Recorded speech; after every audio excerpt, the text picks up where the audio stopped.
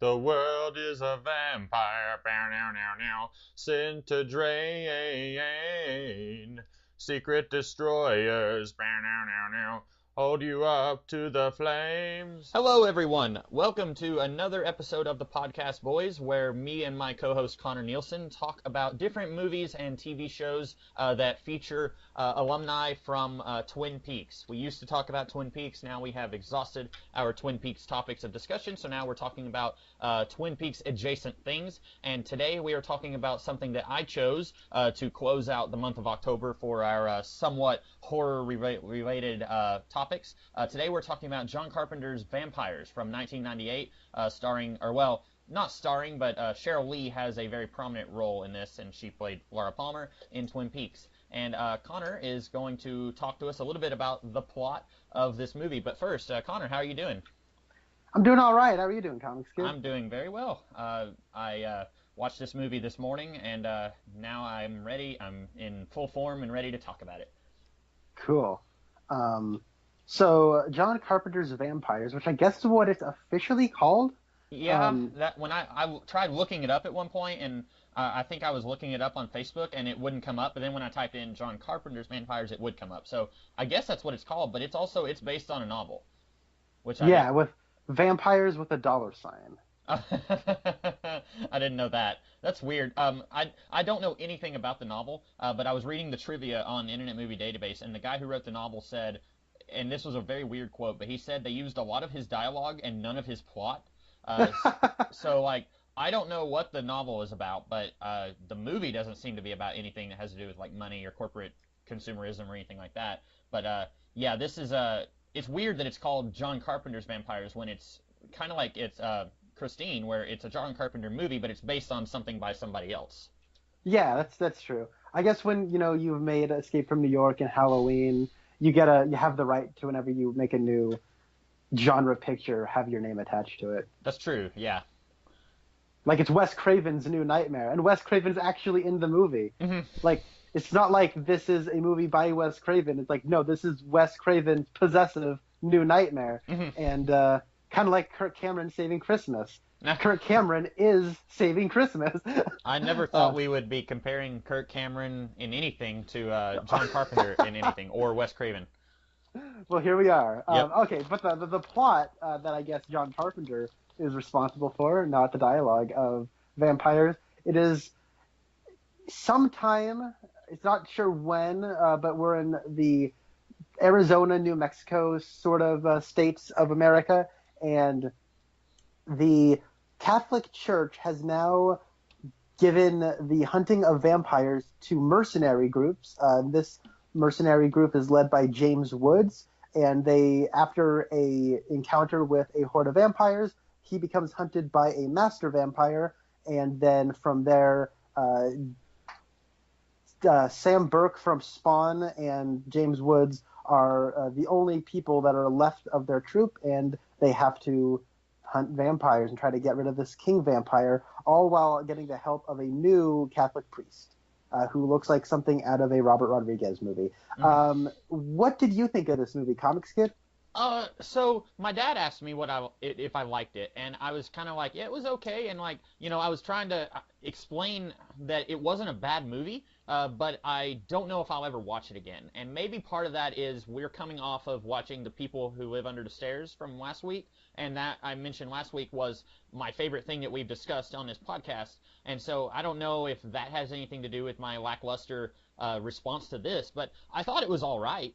There wasn't anything bad about it. I don't have any complaints, but also I don't think I would ever watch it again. I don't know why I'm feeling that way, but I thought it was a very fun movie, but it wasn't something that I was just latching onto. I'm a huge fan of Escape from New York. I watch it every Christmas Eve. I don't know why I like that movie so much, and this is something where I'm just like, okay, that was okay.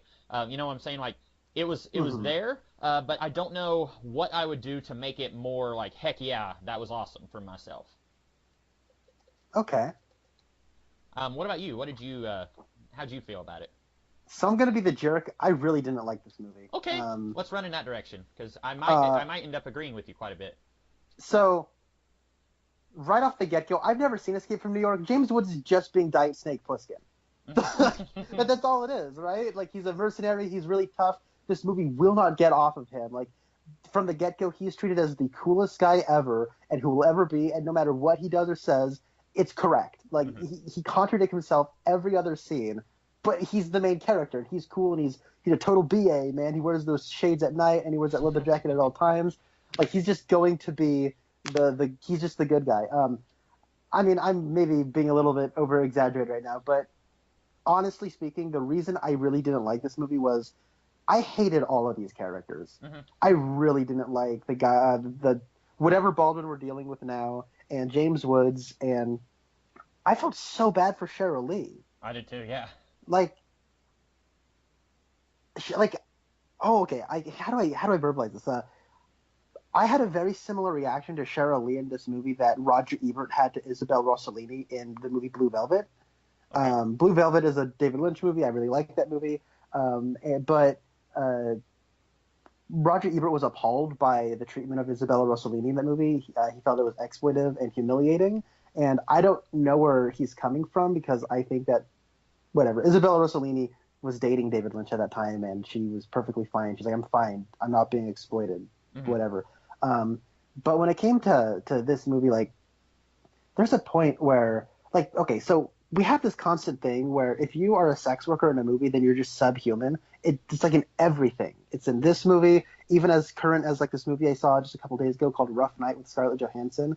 Like, there's a stripper that has to come over, and it's just treated like a non-existent person. It's just an object to be treated around. And like, it's every single time we have to bring in a stripper or a prostitute or something, it is like they're just like treated like a sack of meat. And even then, like, the characters who do that are the guys who are supposed to be like, yeah, I want to be like him. He's cool. And that kind of appalled me. That made me really angry. And the romance that we get between whatever Baldwin it is and Cheryl Lee, I was like flipping off like my computer monitor. That really pissed me off. Like, it was like tasteless, because here's the way she's treated all the way throughout this movie. She is a prostitute, and because she is hired, James Woods like, all right, I'll have sex with you because you're just an object for me to have my way with. And then she gets sexually assaulted by a vampire. And that's actually an interesting like thing about the way the very brief glimpses into the vampires that we actually do get is it is centering more around the sexual nature of vampires that, you know, have been around since the clear beginning that I feel like we've gotten away from a lot. But she gets like bitten really close to her genitals, and so she's effectively sexually assaulted by a vampire, and then she's traumatized by it, and then whatever Baldwin it is and James Woods, they're just like pushing her around. They're like, get up, you, and they keep calling her these derogatory names and like pushing her around, and she's clearly traumatized, and they have no feelings towards her. And like, the movie is like so high on its own machismo, and it's like, yeah, look how cool these guys are. Like, it was really like, it really got under my skin and made me angry. And so there came a point where it's like, she's like, then like she gets stripped naked and tied to a bed and then slapped in the face, and it's like, good night, movie. Like, what is going on? Like, I hope this Baldwin character gets like the worst kind of punishment possible. And then it doesn't even go in that direction. Like, she's treated like a monster because she eventually turns into a vampire, and then, oh, she got my best friend and put him under mind control, and I'm gonna have to kill him one day. I have to have my like, I was infuriated by that whole relationship because it is being sympathetic to the wrong person, and that whole like subplot angered me beyond belief. And from there, from also like the actual characters, they want us like this movie wants to be the most like I'm trying to like come up with words that are like, it's like trying to be the most hoorah, like, look how macho this movie is. We're trying to make like a balls out BA movie that you get friends together and down a few beers and you put on your fake tattoo and like, but the thing is, I don't think it has a like, it doesn't have a charm. Like, I would be fully willing to like kind of like say, yeah, it's a little bit morally inept, but who cares? It's not hurting anybody.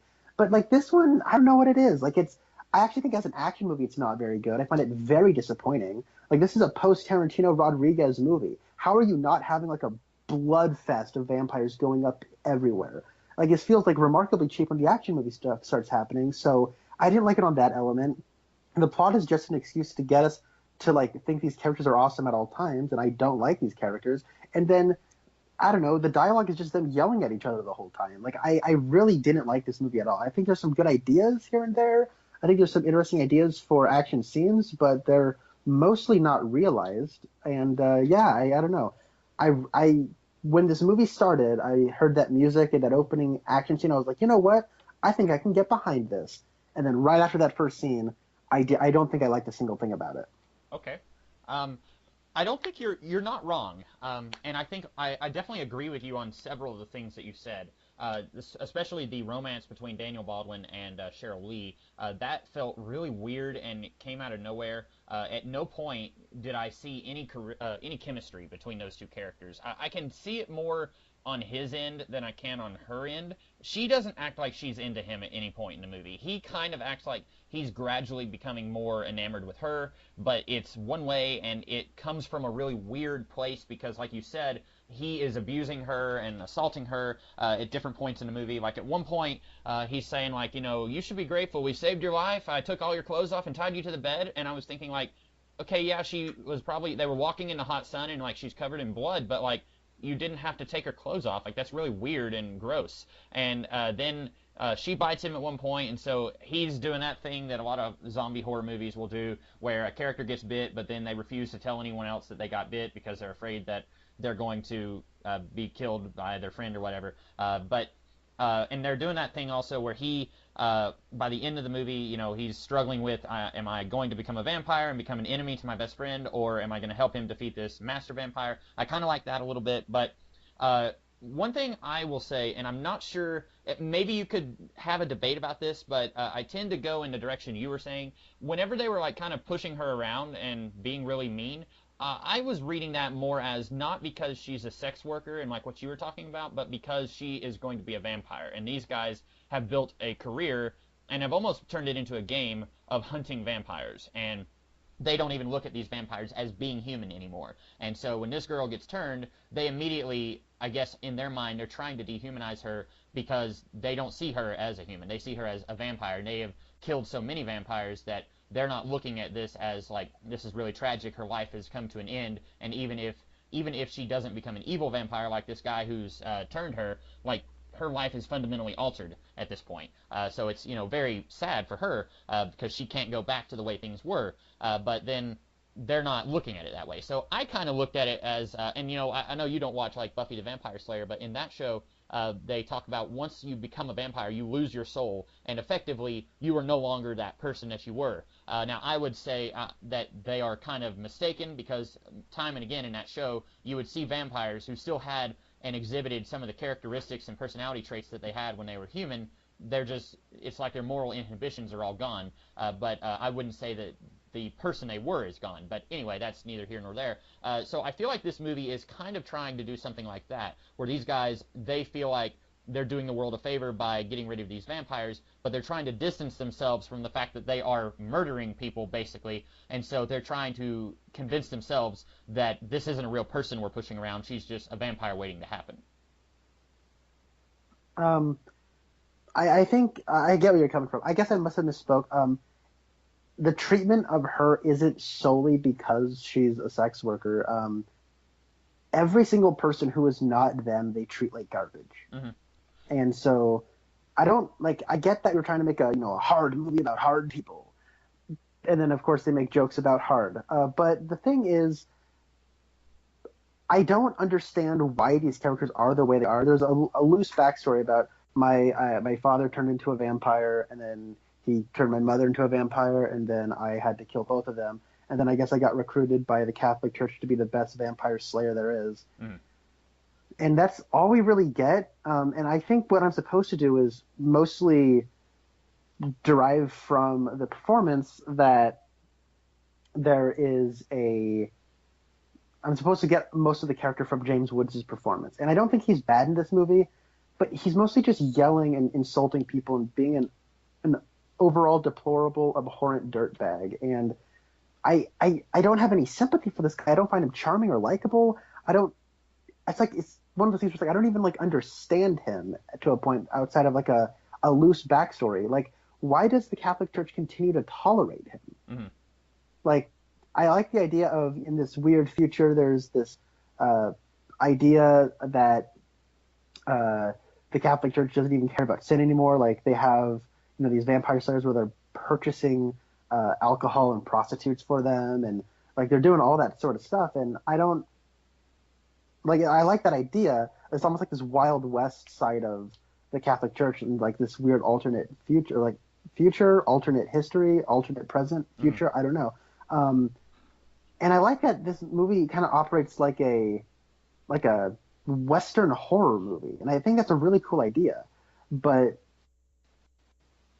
I think that they went too far with the moral bankruptcy of these characters. Yeah, and I agree with you. James Woods' character is pretty non-existent. He's meant to just be I guess he's kind of like the Sergio Leone, cowboy without a name type character from like the spaghetti westerns from the 70s. John Carpenter said, even though this is a vampire movie, his goal was to make a western movie, and it's very much a western. Like that kind of character is the protagonist here. So I can see where they were going with that, but I agree with you. There's not much to his character beyond like he's a rough, tough guy, and sometimes I feel like that can work. Sometimes it doesn't. I think it entirely depends on who you have doing the performance. Like Escape from New York, it doesn't bother me that that's the type of character that Kurt Russell is playing, and that's a kind of movie where most of the characters in it are kind of scumbags also, but I think it works there. Here, I don't know. And I don't know much about James Woods' previous movies that he's been in. I've seen the movie Hercules, the animated Hercules, where he played the villain in that, and I think that's the only thing I've seen with him. So I don't know how to compare this performance to everything else he's done to see if this is better or worse. I'm not really sure. But looking at this, I feel like he was trying to do that John Wayne type thing that you would see, where it's like he's a tough guy. He doesn't let his emotions rise to the surface, except for just like you said, his machismo. And I feel like that's what he's trying to do. But like you said, this is a movie from 1998, and that sort of thing wasn't really being done much anymore. At that point, it's expected in a movie that your character actually has some kind of depth and personality, and that's kind of missing here beyond just a generic backstory of my parents were murdered and now I'm on the warpath trying to avenge their murder by killing all these vampires. And I do wish that I wish we had a couple of scenes of him and Daniel Baldwin before the big bloodbath about 20 minutes into the movie. I wish we could have gotten to know these two as friends before the big plot of the movie kicks in. I feel like that could have helped us feel a little bit more for him, or maybe whenever he goes to talk to the cardinal and he meets this new priest guy, maybe we could have had a scene where we find out that this cardinal helped raise him, and there's kind of a surrogate father relationship going on there. Something where we can feel his connection to another character. And we don't really get that until the very end of the movie, and by then you could probably argue that it's too little too late whenever Daniel Baldwin and Cheryl Lee drive off into the sunset and James Woods and Daniel Baldwin hug it out. Like you could say that's way too late in the movie to be showing that at that point, but I wish we had something like that earlier in the movie to make us feel a little bit more for his character.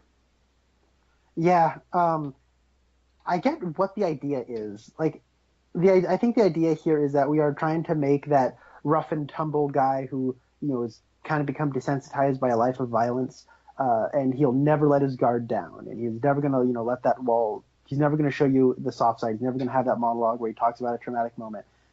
But honestly, this would have been a fine case of let this character's guard down a little bit, like please, because it would have helped. If he would just have like I don't know, just like a little monologue about how I don't know, there was this one time when he was a new vampire slayer, he had a friend or something, and then he kind of went down, and then from then on he swore he would never have human connections with anybody ever again. Yeah, it's corny and it's played out and it's cliche, but it would have been something. And it's not like the rest of this movie's above cliches.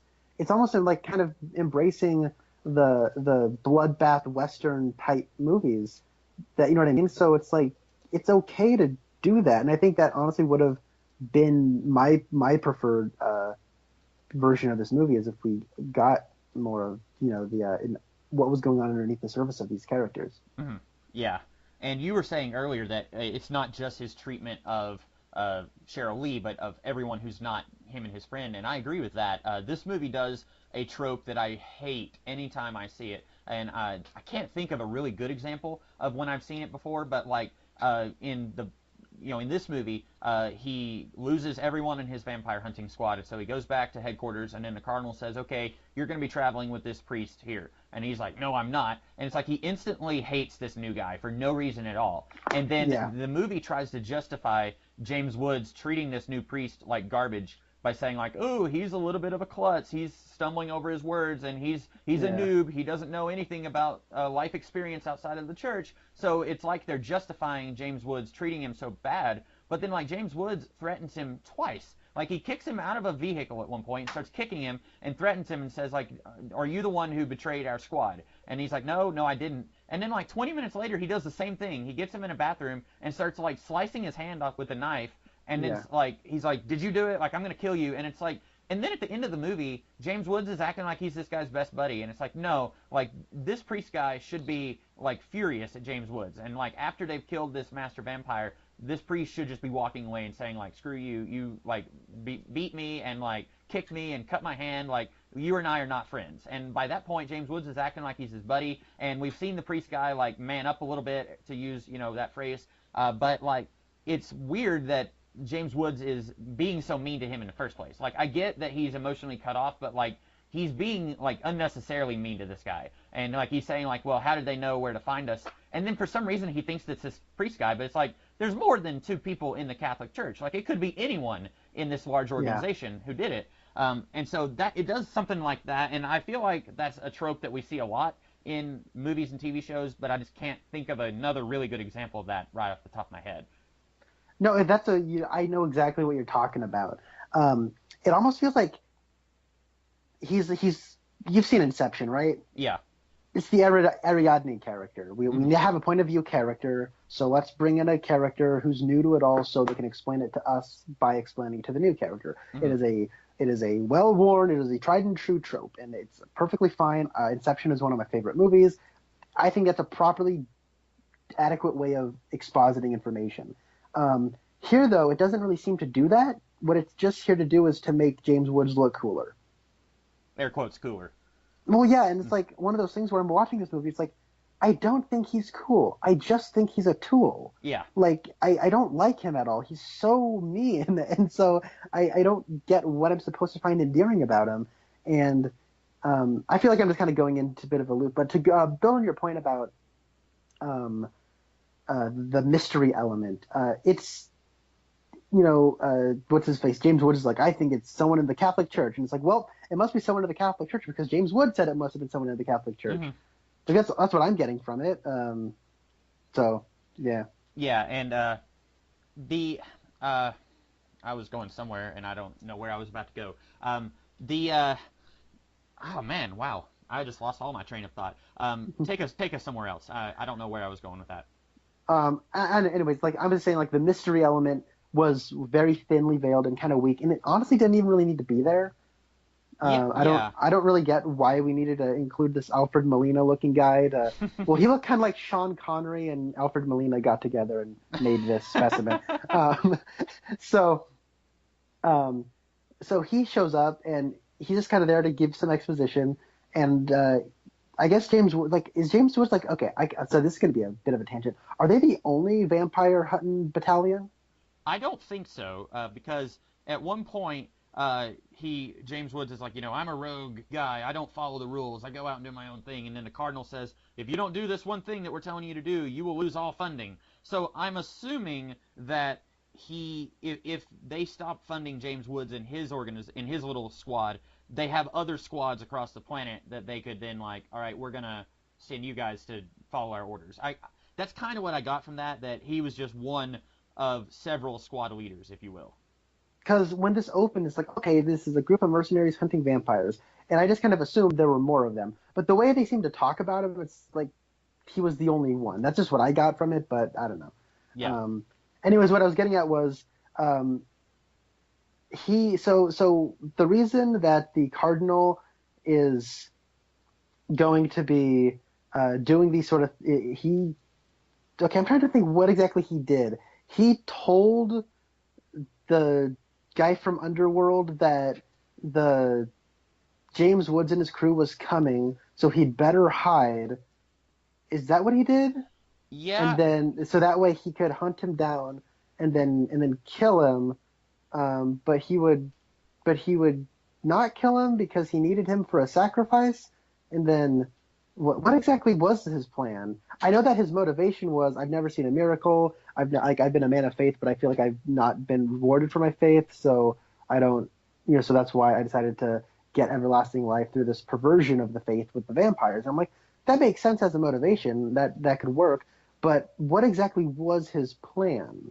um, all I know is he betrayed James Woods' team and then wanted, to become immortal. But like you said, it feels like there's a few steps missing there where I don't really know, like, how exactly did he betray the team? What did he tell this guy? How did he come in contact with this guy? Like, there's a whole lot of stuff that doesn't make a whole lot of sense there. I feel like you said, this betrayal subplot did not have to be there. All they had to do was say that James Woods and his crew, they came and they murdered this vampire's family, and somehow they missed this guy, and then he came and wanted to get revenge on them. That's all they had to do in order Yeah. to have the master vampire coming after them.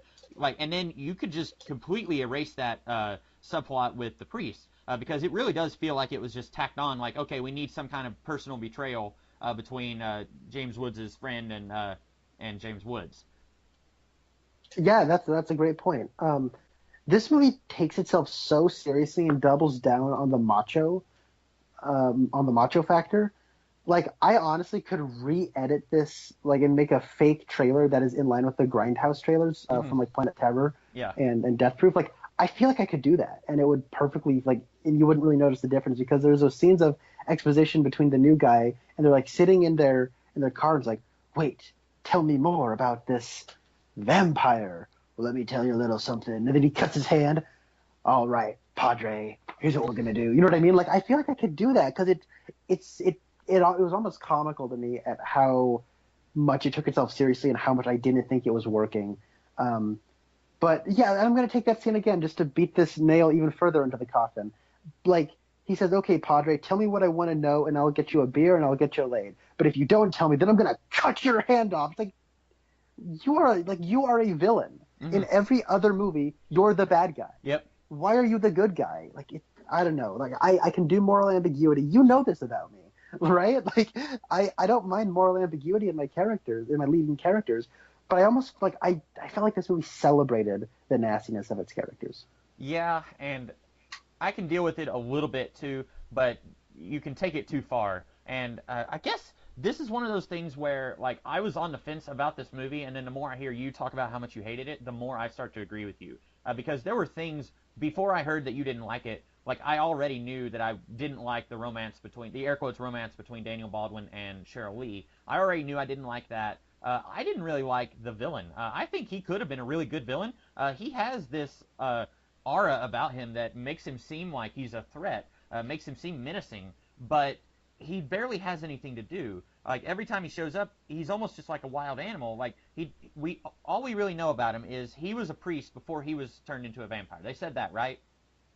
Yeah, Okay, they could have done something with that, right? That would have been really cool. yeah, they really could have. He could have been the one performing the sacrament at the end. I thought that too. I thought that exact same thing when the good priest shot the bad priest, and then he said, "Now you don't have anyone to fulfill the thing." I was thinking, like, okay, he could do it himself. He's trained in the and, like, even beyond that, I wish we could have just gotten a few scenes of him, like, talking about what it's like to be a man of faith who's been turned into a soulless monster, like, where he still has all that in his mind, but he's kind of, become this thing that he used to preach against. Like, I think that would have been really cool, and we could have done something with that. But, like, I don't know, like, he doesn't have much on paper to work with.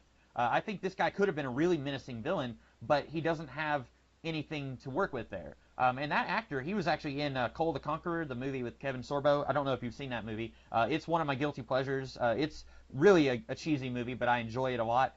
He was one of the bad guys in that, and he was good in that for a cheesy sword and sorcery movie. He was great, and I think he could have been great here if the material had been a little bit better.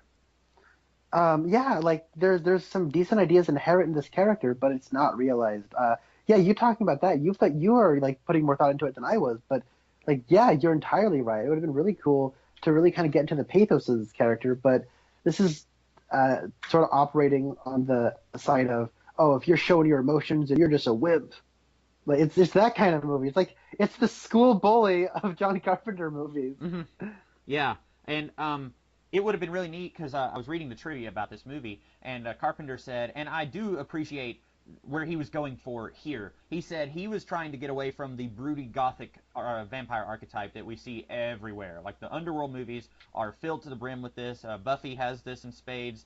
Pretty much a lot of Dracula movies will have this, where even though Dracula's the bad guy, he's the brooding type. You know, Edward Cullen is that from Twilight, that TV series Moonlighting. The character in that, he was very much like that. He was trying to get away from that. And then, like, this was 1998. This wasn't that long after Buffy started. I think the TV show Buffy started in 96. So this was just, you know, a year or two after Buffy got started. This was, I think, before the Angel spinoff started. But that archetype must have been very prevalent even then. And he said he wanted to portray the vampires as just savages who are too busy tearing each other apart and tearing humanity apart to actually be spending any time brooding. And okay, that's fine. I like that idea. But maybe it would have been really cool to parallel this bad guy with James Woods and say, you know, James Woods is emotionally cut off and he doesn't like showing his emotions, and he's trying to just like keep everyone at arm's length. But then you've got this vampire guy who wears his heart on his sleeve, and even though he's a bad guy, like everyone that he kills, before he kills them, he starts by saying, like, let me tell you a little bit about myself. I used to be a priest, and now, like, I'm going through a 400-year dry spell of religious midlife crisis, if you will. Like, it would have been really cool if we could have had something like that. And it's like he's a parallel to our, like, rough, macho bad guy, or protagonist. Well, that's great. And like that would have been a really nice idea. You know what else would have been a cool idea as well? What? Like, what if he was like a reflection of James Woods, where he's embraced being a vampire and embraced being a heartless evil monster? Mm-hmm. Yeah. And then James Woods would be like, oh crap, I'm becoming like a vampire. None of that is done. Like, I was actually watching the Siskel and Ebert review of this, and they both quite enjoyed it, and they both liked it because it's like, there's no teenage vampires. Yeah, they were both really happy about that. So I guess even in '98, that was a tired trope. What were they talking? What movie or see? I'm curious now. This is a little bit off topic, but what were they talking about that had teenage vampires? Was it Buffy or? Because Buffy didn't really have teenage vampires that I'm aware of. Not like, I mean, I guess the movie had some, but I'm curious now what they were referring to. I don't know. It must have just been like a weird sweep of it. I don't know. What if in like 20 years they're like, oh man, there's these stupid like teenage moody romantic vampires. Like, why are we dealing with this? And then me and you are like, now Sonny, sit down and let me tell you about the Twilight years. Yeah. Oh, it was horrible. And then they'll be like, what's that? You mean that small, insignificant franchise? And I'll say, yeah, that's the way it seems now. But back then it was all the rage with all the kids. So yeah, good point. Maybe it's a similar situation. Because a lot of my knowledge and about vampires in pop culture comes from like the 21st century. Like Buffy the movie is about as far back as it goes for me. I did watch the Bela Lugosi Dracula movie, and then I've seen like pretty much everything else is from the 21st century. So watching this and trying to imagine because generally anything in pop culture is going to be reacting against or in response to something else. For example, like pretty much every superhero movie that came after Batman and Robin was for a long time working overtime trying to overcome this superheroes are goofy idea that had permeated the populace. Everyone for a long time after Batman and Robin was saying like superheroes are stupid, and so movies like Blade and X-Men were trying very hard to say, no, look, we can be mature, we can, have rated R superhero stuff like Blade, and they can wear black, and they can, flip each other off with their claws, and it's like it's mature, and so it's like they're reacting against something that came before, and so this movie is doing that, but I don't know what it is doing that towards. I don't know what vampire things were popular in the 80s and 90s. Other than, I guess Lost Boys. I forgot about that, but even Lost Boys feels like it feels tonally kind of similar to this. Like the vampires in that are very savage. They're not the brooding gothic archetype that John Carpenter was working against here. So I don't know. This also unrelated note, this movie has a couple of people I was like, hey, it's that guy. Two of them are from different Batman movies. You got Oh yeah, Mark Boone Jr. Yeah, he's Flash from Batman Begins, and I like him. I have not seen him in very many things. He's in this for like a minute and a half. He was in Batman Begins where he was great. And have you seen the movie 30 Days of Night? I've not. Okay, he's in that. That's another vampire thing. And Have you seen Memento? no, I haven't. It's Christopher Nolan's other movie that has Mark Boone Jr. in it. Okay, I need to watch that. That's might be one of the last Christopher Nolan movies I haven't seen. There's probably more that I haven't seen, but Memento and what was that, Interstellar, are like the two that I haven't seen as of now. But Have you seen Insomnia? oh no, I haven't seen that one either. So I guess there's more than I thought. Is Insomnia? Yeah. Does it have Robin Williams in it? Yeah, Al Pacino and Robin Williams. Okay, and to have a little bit more continuity with last week, Hilary Swank. Oh yeah, we were talking about Hilary Swank with almost being in The People Under the Stairs. So Mark Boone Jr. is in this for a very short cameo. Also, one of the guys, I don't even think that he is named in the movie. He is the one who he's like making noise when he's opening the door, and James Woods keeps saying like, "Hey, stop making so much noise when you open that door." Yeah. He was in Batman Returns. I don't know if you remember him, but he is the guy who is mugging the woman in the alley, and Catwoman saves the woman and like claws up his face, and then she's like yelling at the woman saying like, "You're always waiting for some Batman to come and save you." It's that guy. Oh, okay. Like when I was watching this, I was like, I know him from somewhere.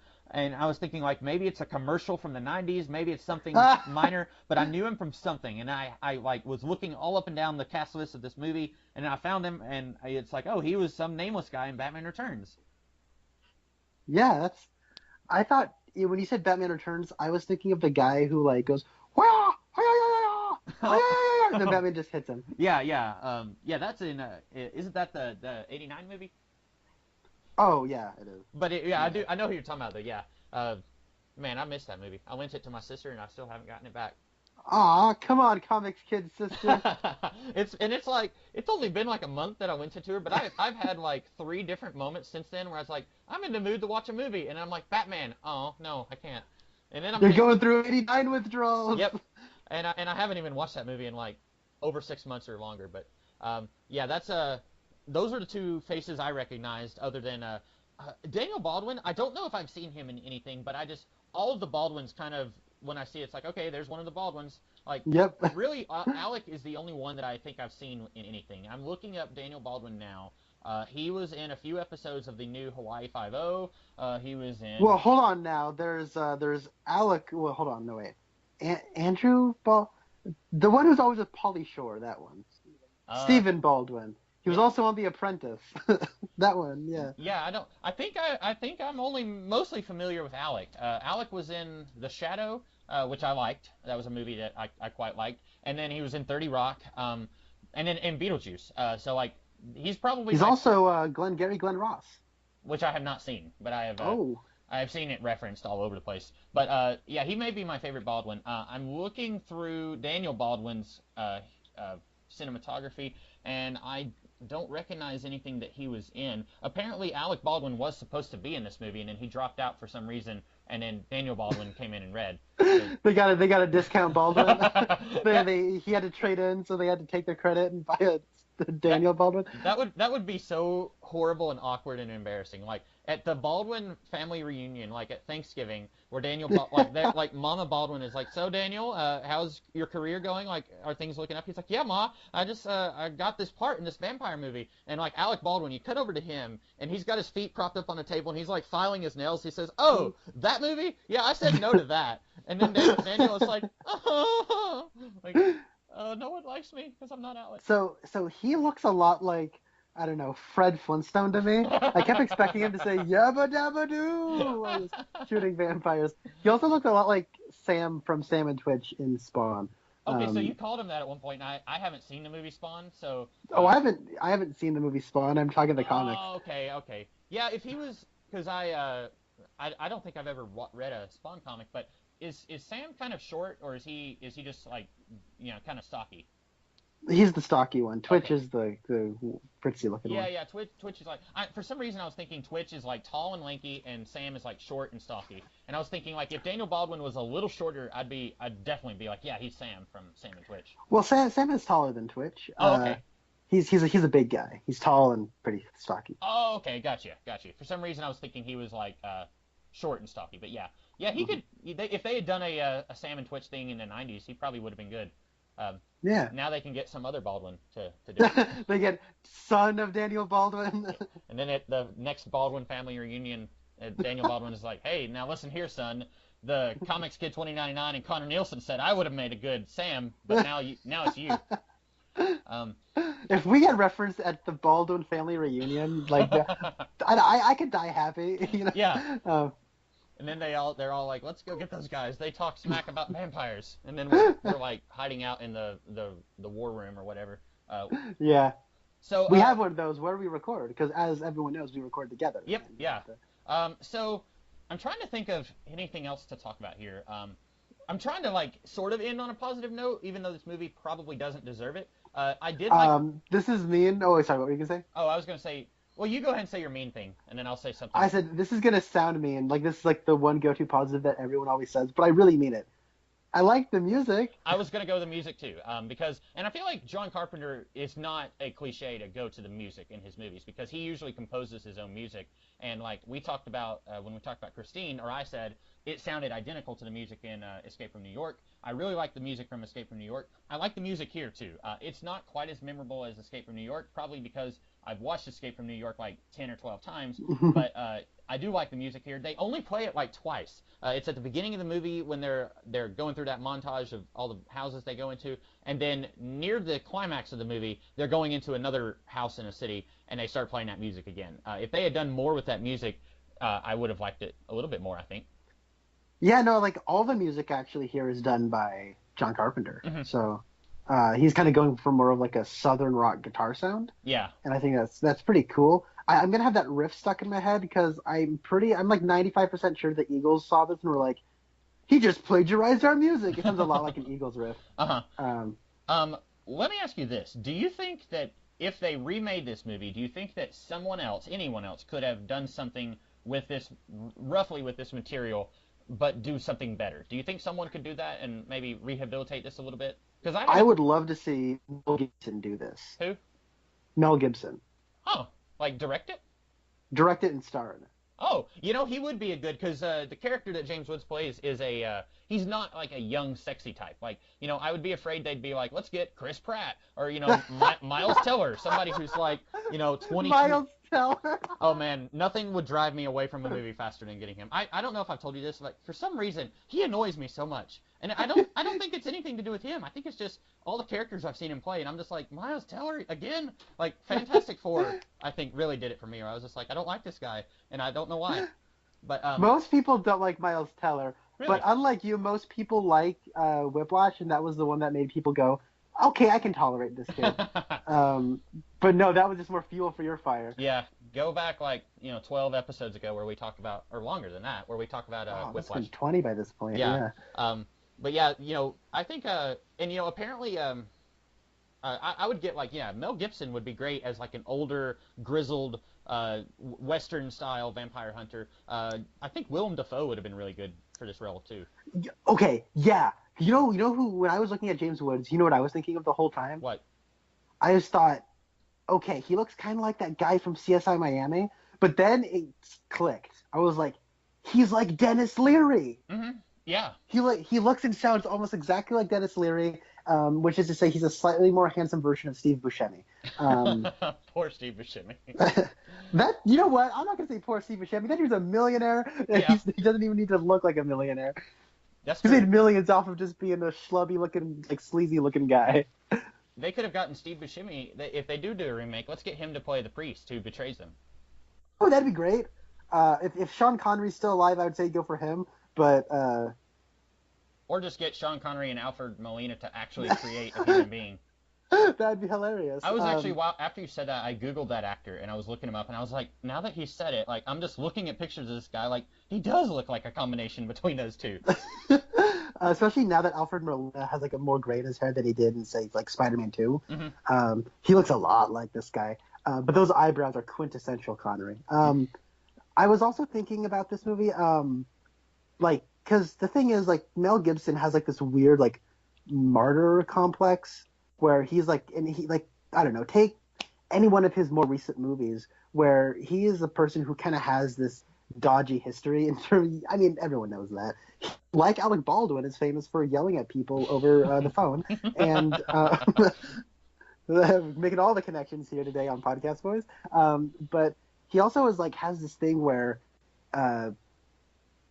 like Mel Gibson does this thing in his movies where he plays very grizzled, hard people that are kind of emotionally detached from everybody, but that's part of like the pathos of that character. And there's an emotional detachment that he always likes to approach with that. And I would think he would be a much less sympathetic character, but we'd also get under his skin more than we do with. And by the way, his name is Jack Crow. Did they sue Disney for making Jack Sparrow?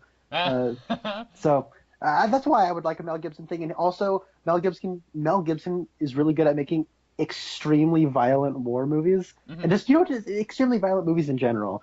And like, I guess I haven't gotten into it. The action scenes were really disappointing for me. They were just sort of like these really kind of lackadaisical, almost dreamlike montages. Like they're like, all right, let's go hunt some vampires, and I'm like, you know what? I don't like this movie, but it could redeem itself for me, right? Like just have going guns a-blazing, blood's flying everywhere, and limbs are getting pulled apart, and they're just ripping off vampire heads. Like, it would have been schlock, but you know what? It's called vampires, you know what I mean? Like, it's a Western where they're trying to kill vampires, but this, like, kind of cut away, and, like, the one part is where the lead vampire, like, puts his hand into Flass's chest and then just rips it upward, and then he, like, splits in two. I was like, yeah, gore, woo, woo, there we go, yeah. But then, like, that's all we really get. And like all the carnage and all the blood and all the action, it's like they didn't have the budget to do it. So they just sort of like have this montage where it's like fading between all these events. And I'm thinking, is this supposed to be taking place over a long period of time? What's really going on? I feel like I can see the wires holding up the people getting flown. Like it struck me as really cheap. And like at the end, even like they have like that part where like the guy's on the roof and he's got the machine gun. They're like, all right, we're going to take you down. Oh, then the sun comes up and they all burn alive. Oh, okay. Never mind. That was I was putting too much faith in you even now to just have a shootout. It's a Western horror movie, and you don't have a shootout? Like, come on. Let's like I want to like it's a horror Western. I'm expecting like a really gory, like fun, exploitative, like kind of schlocky grindhouse trashy movie. And like I got an unironically trashy grindhouse movie beforehand. Can I at least get it now when I want it? Like I don't know. I would have much preferred it if like a Tarantino or a Rodriguez or a Mel Gibson made this movie. Yeah, and I was going to tell you about that. I was reading in the trivia earlier, and I went ahead and looked it up to see which one so I could just read it. On Internet Movie Database, it says, the MPAA took issue with the film's over-the-top violence, threatening to give it an NC-17 rating unless some of the gore was cut. Sandy King, who I think was John Carpenter's wife, maybe? Anyway, Sandy King said, we satisfied the ratings board by just cutting short of a few things that went into really gruesome stuff. So apparently they wanted to go really over the top with it, but the MPAA said no, which, I mean, this movie's already rated R, so I don't know why they would want to water it down. That's weird. Usually once you've hit R, like, I feel like you can pretty much get away with pretty much anything, I would think. Well, yeah, like there are some things like you can't show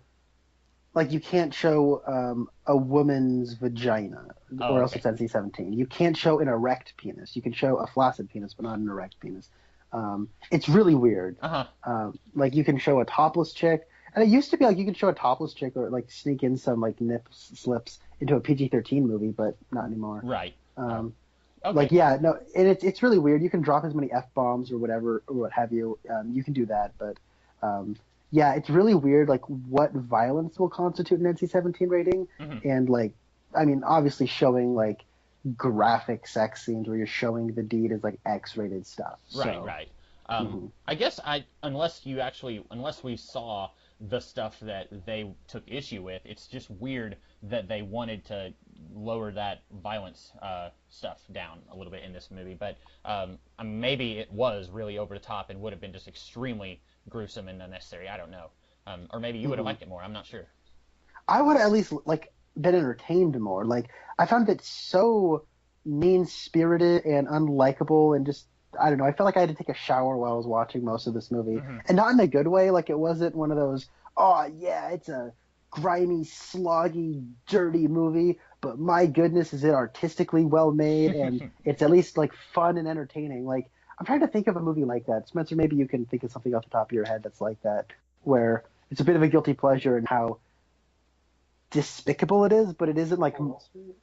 I mean, I guess Wolf of Wall Street. I'm thinking more of like schlocky, like people getting their limbs ripped off and pew pew sort of stuff. Evil Dead 2, maybe. Oh, Spencer's saying Evil Dead 2, which I have not seen. I have not. But either. like, man, we are out of it. Like, how are me and you talking? And the guy who isn't even on this podcast is like, what's the matter with you people? You haven't seen Evil Dead 2? I have seen. I wonder, have you seen From Dusk Till Dawn? I've not. Okay. But that's what I'm thinking of. Like, Robert Rodriguez probably already made this movie and called it From Dusk Till Dawn. Yeah, it's got a different plot, but like I could see these two being like from the same ancestor, like like the same idea coming up with both of these or something like that.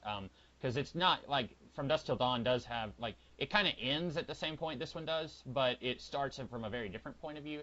That's one. Okay. I don't know if there's any Twin Peaks references or characters in that, but that's one I'd really like to talk about someday. Because I watched it a long time ago and didn't really like it. When I was like early in college, that was right when I was getting into my Quentin Tarantino phase, where it's like everyone in the world is talking about Pulp Fiction is like the greatest movie ever, so I have to watch all these movies. So that was when I first watched. It was freshman year of college. I first watched Death Proof, first watched Planet Terror, which by that point those movies were only like a year old, and then I watched like Pulp Fiction and Reservoir Dogs, and then I kind of got out of that phase pretty quickly after that. But that was one From Dusk Till Dawn. Didn't really click with me in the same way that some of those others did. Yeah, and that's an interesting thing where it's like that's almost the predecessor to the Grindhouse Project, where Tarantino wrote that movie, but Rodriguez directed it. So and Tarantino is an actor in it, so it's really weird. I don't know. Was Selma Hayek in Twin Peaks? I don't think she was. She wasn't. No. I pretty much know that for a fact. She right. was not. Unless she was in season 3 for like one scene or something, like she's in the dream with Monica. I was having a dream about Monica. What is her name? It's not Bellucci. Oh, I keep getting her confused with the lady who worked in the White House with Bill Clinton. I apologize. I twice was about to like jump into that joke, and I'm like, it's not Monica Lewinsky. Who is it? And I was just like, I'm gonna mess this up right here on the air too. But yeah, if she was in that dream sequence, that'd be the only thing I could think of. So I had another Monica Lewinsky dream last night. And Bill Clinton says, "Do tell." Oh man, we have gotten so far off the rails. That's okay though. I don't have anything else to say about this movie. I think you're right. It's not as good. Like I was on the fence. Like the whole time, this whole day, like after I watched it, I was thinking like, I didn't love it, but I didn't hate it, and I was having trouble. Other than just a few things, I was having trouble putting my finger on what it was I didn't like about it. But then after you talked about what you didn't like, I realized I was like, you've got some very good points, and I realized no, I just didn't really like it that much. Yeah, and I looked up a little bit. I looked up the Letterboxd reviews. I looked up the like some movie reviews on YouTube, and everyone seems to be like, yeah, this is an underrated, really fun movie. And I'm like, I don't get where you guys are coming from. So I don't know. I feel a little bit bad to maybe like sour the grapes on you, but oh no, I just gotta talk about how I feel. No, so. I was on the fence about it anyway. So and I'm glad this was. I mean, sometimes it can make for an interesting discussion, but sometimes I hate it when it's like you love a movie and I hate it, or vice versa, and then it's like if I hate a movie and then someone else likes it, I'm always afraid to like talk about, well, I hated that movie, man, and I'm gonna make sure you hate it too by the end of this conversation. The other day at work, I asked a friend. I was like, we had to go to Sam's Club for some reason, and I saw on their big like 4 billion inch TV that they had there, like they had Wonder Woman in the player, and then I think maybe they had Batman versus Superman like displayed right next to the TV, and I said, have you seen that movie? And he said, yeah, he liked it, and I wanted to just be like, oh boy, and I just like roll up my sleeves and like, well, let me tell you what. But then I was like, no, I'm not gonna do that to this guy. Like, if he likes it, I'm gonna let him have that. That's yeah. But yeah. That's nice. Yeah, like that's the thing where it's like, I think we had a similar thing of like Twin Peaks season 3. Like you just did not like it at Hmm. all, and I really liked it. So it was one of those like, oh man, this is kind of a bummer. Uh-huh. And I used to be like that, I think, where I'd be like, I hated this thing and I want everyone else to hate it. Like I don't like the Batman comic, The Long Halloween. And What? I know. Everyone else likes it, and I try my best to just like avoid that subject. I have many times since I started my channel, I've wanted to like go into like a 30-minute review of why I hate The Long Halloween, and I'm just like, no, I'm not gonna do it. All I'm gonna do is stir the pot. People are gonna come at me and call me an idiot for not liking this masterpiece, and then there's gonna be some people who I'm just going to like, if I'm lucky, I'll point out the flaws of this masterpiece, and then people are going to be mad that now they can't unsee the flaws. So it's like, now just leave that one alone. Like I'll let everyone else like Long Halloween, and it's good enough for me that a lot of people don't like Hush. So like I'll just meet them halfway and say Hush isn't good either. But yeah. Yeah, Hush is not good. Um, I think Hush has a wonderful first half, and then the second half systematically destroys everything about that story. it's been so long since I've read Hush. I just know like it has a lot in common with The Long Halloween that I also didn't like, but yeah. So anyway, that's a thing that I do, or that I used to have a problem with, where I was thinking like, oh, everyone likes this thing, I don't like it, I'm going to step up to the plate and I'm going to show them how it's done. But like now I just like, you know what? I'm going to try and be a little bit more positive about it. I'm going to this is a thing people don't know about, and I like it, so I want everyone to know about it. I want to bring this to their attention. That's kind of what I try to do. So I try not to be as much of a Debbie Downer about things I don't like now. Yeah, me too. Yeah, it's one of those things where whenever I'd like, get angry about something, it's like you're trying to have that blind fury and that rage that everyone else like that seems to get a lot of attention, but then you just sort of like feel bad when you get angry about everything, and you're just like, I'm just not going to get angry about it because I don't like feeling down. And then sometimes, like with the Frankenstein movie with Aaron Eckhart, like I just have to like if you like that movie, you and I will come to fisticuffs. Oh my god, Frankenstein is so terrible. Yep. I remember watching that in the theater, and me and Spencer could not believe our eyes. Like, okay, that came out in 2014. That was the worst movie of 2014. It was January 2014, as a matter of fact. Still one of the worst movies of the decade. It's remarkably horrible. I feel bad that you paid money to see it. I watched it on Netflix. Oh, we did not pay money to see it. We used gift cards. Oh, that we okay, got well for that's Christmas, good. so, Yeah. Yeah. Yeah, that's good. Well, I think that's all we have to say about vampires. Is that correct? Yeah, pretty much. So I haven't talked to Connor about this yet, but next week is Thor Ragnarok. Do we want to postpone the next podcast, boys, where we talk about a Twin Peaks thing, and do that the following week after Thor Ragnarok? Yeah, sure. Yeah. Okay. So then Thor Ragnarok is next week. We will be doing a spoiler cast on that. Do you want to go ahead and tell us what your next podcast boys thing is, and then we'll just do that 2 weeks from now? Yeah, that works for me. Alrighty. Okay. So my pick, it's gonna be November. Yeah. November, as we all know, is the month of Thanksgiving, and so I'm gonna pick movies that I haven't seen, but I'm thankful for anyways. All right. Oh, okay. Huh. Yeah, there we go. This is, since I had good success picking a Wes Craven movie last time, so I'm gonna pick a Wes Craven movie this time, and it's kind of a horror movie, but it's also a superhero movie. It's called Swamp Thing. I've not seen this movie, and it has Ray Wise as Dr. Alec Holland. So, Ooh, he would be really good. Wait, Alec Holland. Oh, okay. I thought I don't know why. Have you read any Swamp Thing? I have. Okay, I thought for a second that you were saying he was Anton Arcane, who is, I guess, and I was thinking like he would be a really good Anton Arcane, and then it was like, wait a minute, Alec Holland. Oh, that's a different character. That would be like me confusing Lex Luthor and Clark Kent. Yeah, that's funny. Yeah, you're right. Henry Cavill is a pretty good Lex Luthor. Wait, hold on. So Ray Wise. The reason I'm thankful for this movie is because Ray Wise got to be in a superhero movie, and that's kind of cool to me. So. Yeah.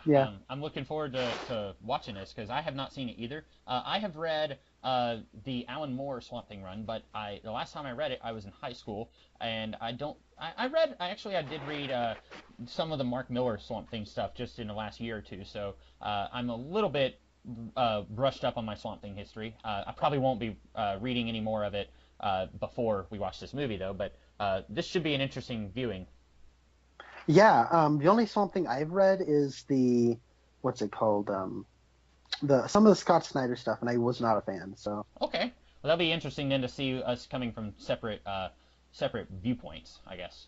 hmm So then we'll talk about that in 2 weeks. But next week we'll be talking about Thor Ragnarok. I've tried to keep in the cold about this movie. I don't know much about it.